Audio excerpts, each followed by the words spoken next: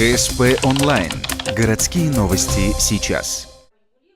Ухта начала подготовку к всеобщему тотальному диктанту. 15 февраля состоялось первое организационное собрание для представителей учебных заведений, на базе которых пройдет диктант.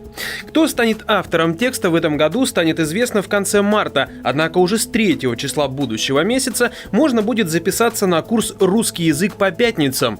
Это добровольная и бесплатная возможность подтянуть знания перед диктантом.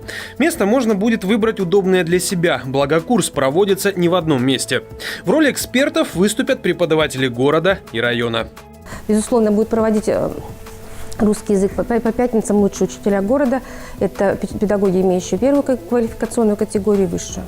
Тотальный диктант в Ухте в этом году пройдет на 22 площадках. Это 17 образовательных учреждений и 5 мест на базе УГТУ. Выбрать удобную для себя площадку можно на сайте тотального диктанта во вкладке нашего города. Также объявления будут появляться на местных информационных порталах. Текст диктанта останется неизвестным вплоть до даты проведения. Его распространят за несколько часов до начала проверки. Написать тотальный диктант может любой, независимо от возраста и других условий. Дата проведения – 8 апреля.